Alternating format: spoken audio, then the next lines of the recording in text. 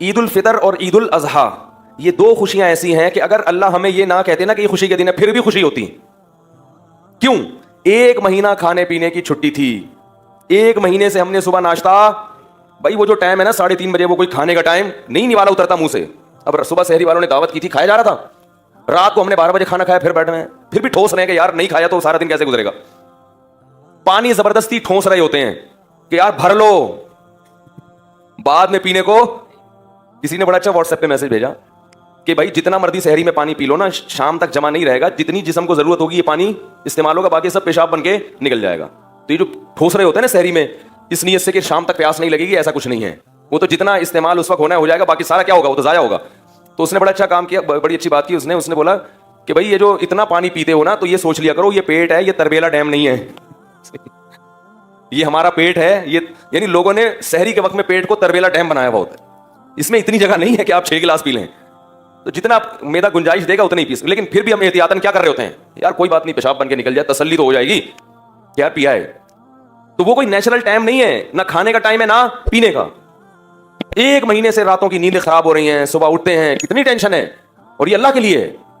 صبح اٹھتے ہیں اور پھر کیا کرتے ہیں, روزے دار لوگ کھاتے ہیں, بس کھاؤ. بدہضمی بھی ہو جاتی ہے بعض دفعہ, غلط ٹائم پہ کھا لیا اور کھایا بھی زیادہ, اور جس نے کھایا تو وہ تھے مدذل العالیہ, جو ملا کھا لیا, دامت برکاتہ العالیہ, جو سامنے آیا کھا لیا, تو خوب کھا لیا.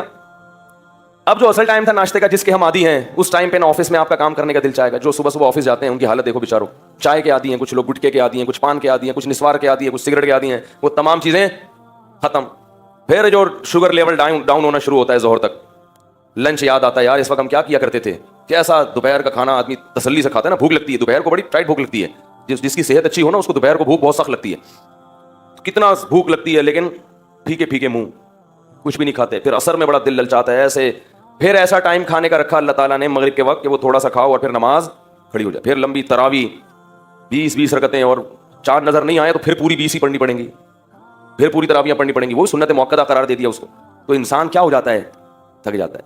تو جیسے ہی چاند نظر آیا یا اعلان ہو گیا کہ بھائی کل کیا ہے, عید ہے, اس اللہ تعالیٰ کیا کرتے ہیں کہ وہ سارا مجاہدہ ایام معدودات کے چند دنوں کی محنت تھی, وہ ہم نے کیا کر دی, ہم نے کہا تھا نا تھوڑے دن ہے, زیادہ نہیں ہے, ختم بس.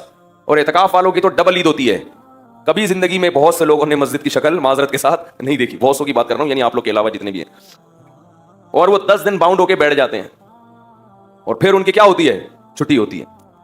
تو یہ سب کیا ہے, تو عید کے دن خوش نہ بھی ہو تو خوشی ہوتی ہے کہ کھا رہے ہیں, اور روحانی خوشی بھی ہوتی ہے کہ اللہ تعالیٰ نے پورے سال ہم عبادت نہیں کرتے, لیکن ایک مہینہ اللہ نے ہمیں اپنے سامنے کھڑے ہونے کی توفیق عطا فرما دی. مسجدیں بھری ہوتی ہیں, بڑے بڑے بے نمازی جنہوں نے پورے سال مسجد کی شکل نہیں دیکھی ہوتی, وہ بھی جمعۃ الوداع میں نماز پڑھنے معذرت کے ساتھ, آج رش دیکھو نا کتنا ہے, اسی وجہ سے وہ بھی کیا کرتے ہیں, آ ہی جاتے ہیں کہ چلو یار میں مسلمان ہوں, رمضان بھی ہے اور جمعہ بھی ہے, آ ہی جاؤ, اور آخری روزہ ہے, چلو یار انگلی کٹا کے شہیدوں میں نام لکھوا دو, کچھ تو شرم کرو. گھر والے بھی تانے دیتے, آج تو چلا جا, آج تو نہا لے, اس بہانے نہا لے گا.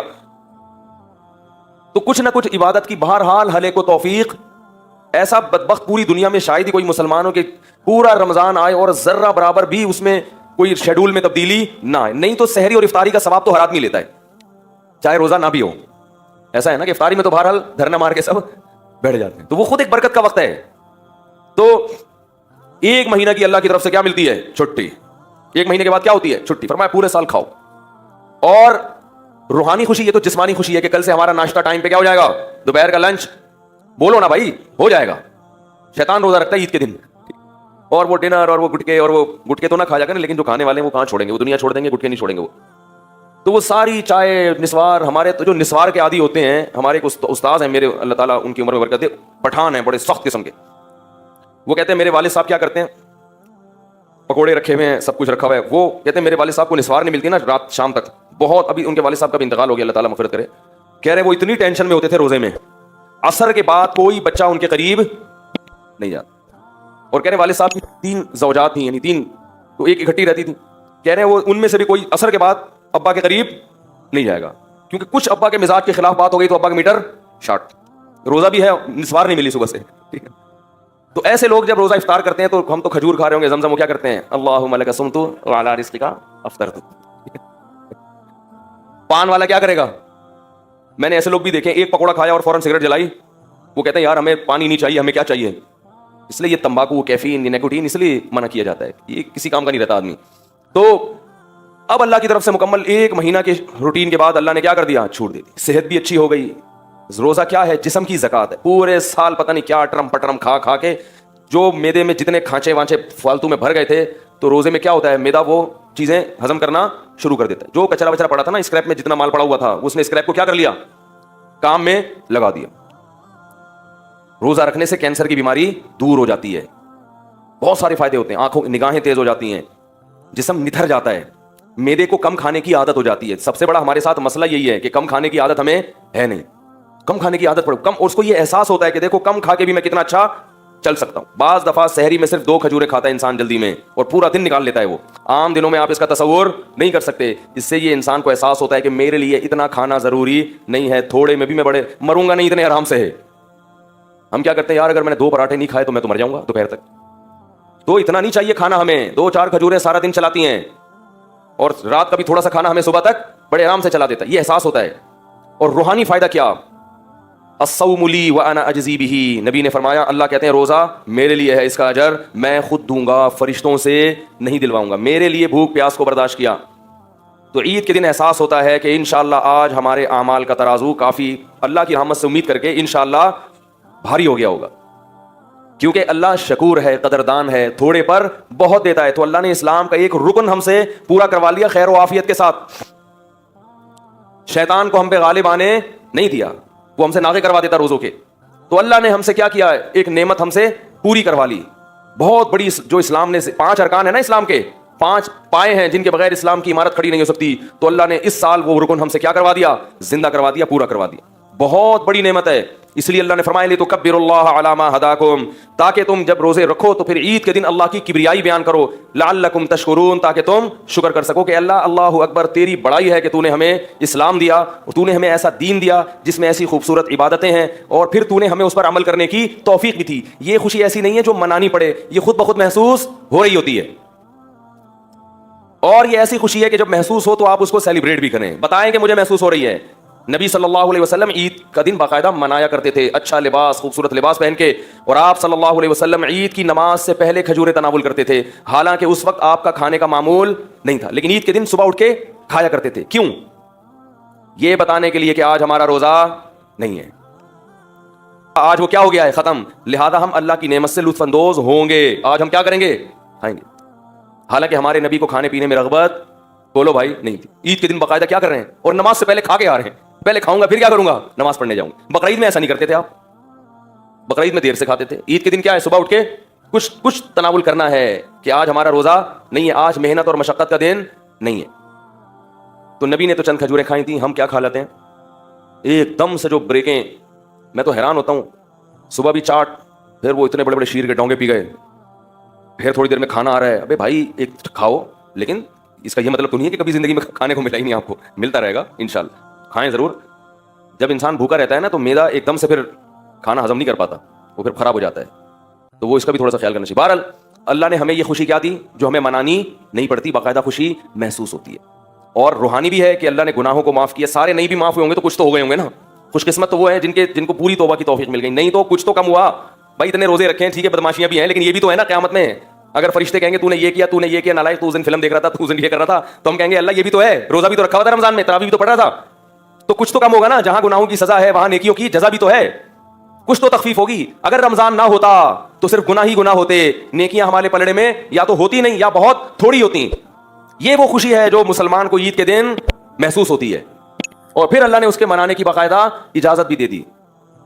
دوسری خوشی بقرعید ہے. دوسرا تہوار کون سا ہے ہمارا, بول لو بھائی, بقرعید, عید الاضحیٰ. عید الفطر میں بھی 2 خوشیاں, جسمانی بھی اور روحانی بھی. جسمانی کیا, کھاؤ پیو اتنے عرصے, ویسے تو روز کھاتے ہیں لیکن عادی ہو جاتے ہیں. جب آپ کو چھٹی دے دی جائے نا تو پھر زیادہ مزہ آتا ہے کھانے کا. مجھے تو ابھی سے کل کا دوپہر کا وہ جو ہے نا سوچ کے پاگل ہو گیا, کیا کھاؤں گا کل دوپہر کو میں کھانے میں. سوچ رہا ہوتا ہے, کیونکہ دوپہر کھانے کے بعد جو لیٹو کمر سیدھی کرنے کے لیے تھوڑی دیر نیند کرو, پھر اٹھو, کیسا فریش ہو جاتا ہے آدمی, کیسا فریش ہو جاتا ہے. اس لیے علماء کہتے ہیں عید کے دن بار بار یہ نہ کہ ہائے رمضان, ہائے رمضان, ہائے. بھائی اللہ جب کہہ رہا ہے خوش ہو جاؤ تو بس ٹھیک ہے نا. بعض لوگ کہتے ہیں نہیں مجھے تو رمضان ہی چاہیے, رمضان, بس صوفی بننے کی کوشش کرتے ہیں. اعتکاف والوں کو بھی خوشی ہوتی ہے, چھٹی مل گئی, نعیم بھائی سے جان چھوڑ گئی. وہ آپ کے فائدے کے لیے بولتے ہیں اللہ کے بندو. تو کیا ہوا؟ اوہ شروع سے جا ہی نہیں رہی تھی آواز. چلیں صحیح. دوسرا ہمارا تہوار کون سا ہوتا ہے؟ عید الاضحیٰ. اس دن بھی دو خوشیاں ہیں, روحانی بھی, اور ایسا کریں یہ مجھے ایسے پکڑا دیں یار, اس کو ہٹا دیں, یہ صحیح ہے.